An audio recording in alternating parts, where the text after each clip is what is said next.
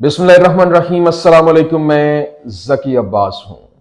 नाज़रीन, आज 18 फरवरी है, मंगल का दिन है, और वह न कि वतुइज़्ज़ु मन तशा वतुज़िल्लु मन तशा, वो जिसे चाहता है इज्जत देता है और जिसे चाहता है जिल्लत देता है। जिस तरह से इजराइल के शिन बेट के साबिक रहनुमा की जानिब से, सरबराह की जानिब से यह कहा गया था कि अगर आप ये अंदाजा लगाना चाहते हैं कि कौन विक्ट्री पे है और कौन जो है वो लूज कर रहा है, तो अब ये देख लें कि इस पूरे के पूरे सिनेरियो के अंदर लीड कौन कर रहा है, किसके मुतालिबात माने जा रहे हैं, कमांड कौन कर रहा है। तो इस पूरे के पूरे सिनेरियो के अंदर देखें, जब 1 साल और 3 महीने की जंग के बाद अब जिस तरीके से जब जंगबंदी का पहला फेज जो है वो ऑलमोस्ट मुकम्मल होने को जा रहा है और ये जंगबंदी का 40वां रोज है, तो अब यहां तक के जो हमास है उसकी जानिब से अपने कैदियों को रिहा करवाया जा रहा है। कभी इजराइल के 3 कैदी रिहा किए जाते हैं, कभी 2 किए जाते हैं, कभी 6 किए जाते हैं। इस तरह से ऑलमोस्ट तकरीबन 18 से 20 कैदी जो हैं वो इजराइल के रिहा हुए और 800 से ज्यादा जो फलस्तीनी हैं वो अभी तक रिहा करवाए जा चुके हैं।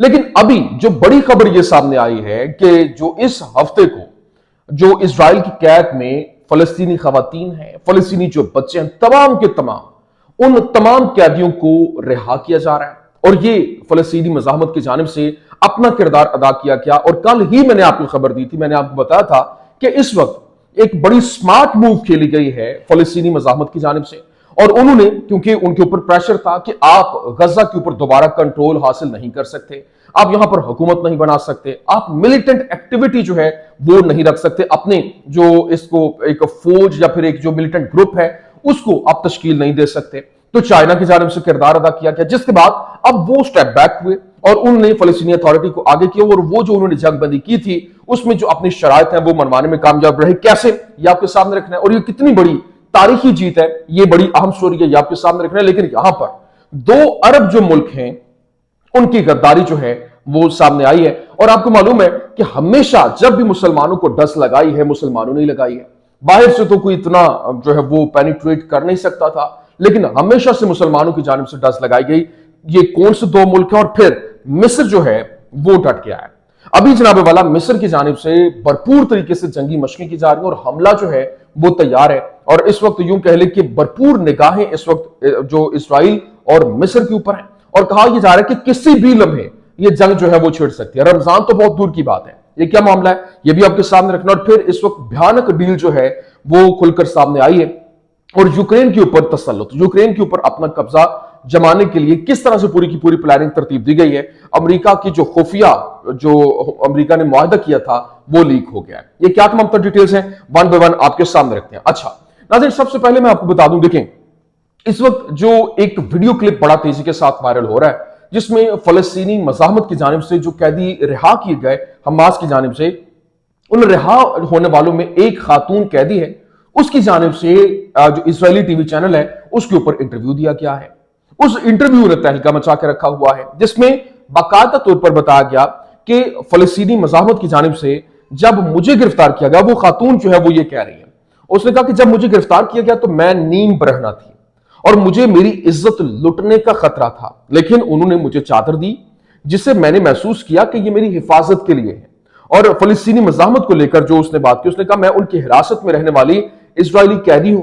और वो गुफ्तगू जो कर रही थी उसने एक दफा पूरी दुनिया के अंदर एक यूं कहने के तहलका मचा कर रख दिया है, क्योंकि फलस्तीनी मज़ाहमत जो है वो जिस तरीके से एक प्रोफेशनली डील कर रही है, हालांकि वो दहशतगर्द जमात डिक्लेयर हो चुकी है, उनको इसी वजह से सियासत में आने की इजाजत नहीं दी जा रही, उनको वहां पर हुकूमत करने की, रूल करने की इजाजत नहीं दी जा रही, इसी वजह से वो स्टेप बैक हो रहे हैं। लेकिन आप इस खातून के जो जुमले वो देखिए जिसने इजराइल के अंदर खलबली मचा कर रखती है। लेकिन दूसरी जानिब इस वक्त मिस्र के अंदर गैर मामूली एक्टिविटीज जो हैं वो हो रही हैं।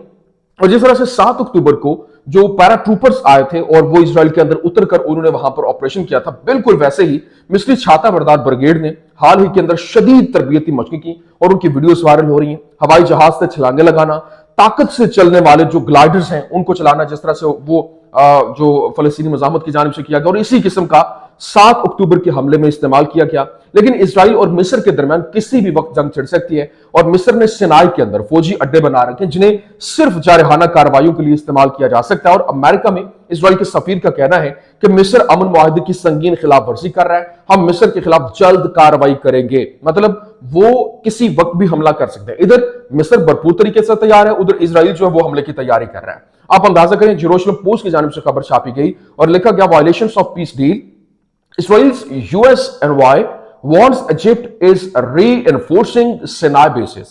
मतलब जो सिनाई बेसिस हैं उसके ऊपर वो री इन्फोर्स हो रहा है, अपनी ताकत को दोबारा से वो वहां पर बहाल कर रहा है और हम इसी वजह से उनको वार्न करते हैं। और ये क्योंकि पीस डील जो हुई है उसकी वायलेशन है तो हम किसी वक्त भी हमला कर सकते हैं। लेकिन अभी इजराइल नवाज जो अमेरिकी सेनेटर है लिंडसे ग्राहम, उसने नेतन्याहू से मुलाकात के बाद ईरान को सख्त इत्तबा जो है वो जारी किया है। जब ईरान की बात आती है तो इसके पास दो ऑप्शन होते हैं, वो लिंडसे ग्राहम कह रहा है। उसने कहा इनके पास दो ऑप्शन हैं, या तो इसकी जोहरी तंसीबात पर हमला हम करेंगे या फिर किसी मुआहदे पर बातचीत करें, और मैं पहले ऑप्शन को तरजीह देता हूं। मतलब जो भी हो रहा है उसको लेकर मैं पहला ऑप्शन जो है उसको एनफोर्स करता हूं कि इनके ऊपर हमला किया जाए, इनका न्यूक्लियर प्रोग्राम जो है वो तबाह किया जाए।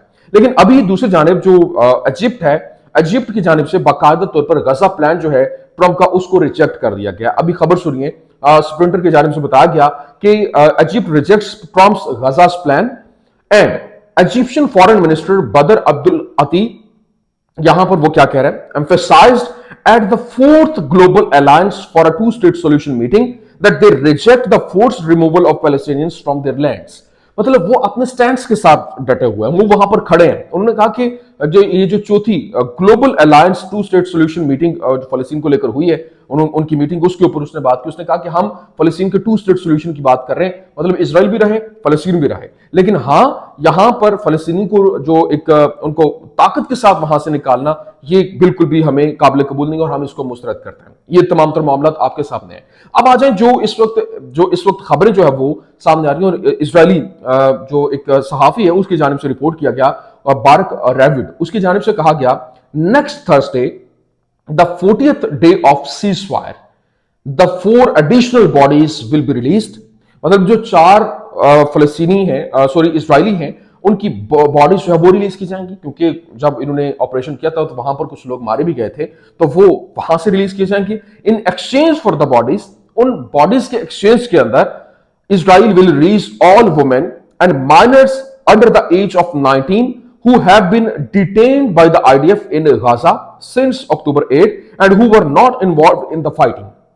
मतलब जो उस जंग के अंदर इन्वॉल्व नहीं थे, उस लड़ाई के अंदर इन्वॉल्व नहीं थे, जिसमें तमाम खवातीन और तमाम जो बच्चे, माइनर्स, छोटे बच्चे जो हैं, उनको वहां से रिलीज किया जाएगा। और मुकम्मल तौर पर ये वो लोग हैं जो कि इस एक्टिविटी के अंदर किसी किस्म की लड़ाई में, किसी किस्म के झगड़े में वो इन्वॉल्व नहीं थे, उन तमाम के तमाम को रिलीज कर दिया जाएगा। तो ये एक बहुत बड़ी यूं कह लें कि खबर है, और फलस्तीन के लिए, फलस्तीनी अवाम के लिए एक खुशाइन चीज है। लेकिन अभी दूसरी जानिब जो सऊदी अरब है, सऊदी अरब रियाद में रूस अमेरिका के जो वज़राए खारजा हैं उनके दरमियान मुज़ाकरात जो हैं वो जारी हैं, और रूस यूक्रेन जंग का खात्मा और अमेरिका रूस के दरमियान ताल्लुकात बहाली पर जो है बातचीत हो रही है, और जिसमें मोहम्मद बिन सलमान जो है वो अपना किरदार अदा कर रहे हैं। लेकिन यहां जो इंपॉर्टेंट चीज है, आप सुनकर हैरान रह जाएंगे कि हालात कितनी तेजी के साथ बदल रहे हैं।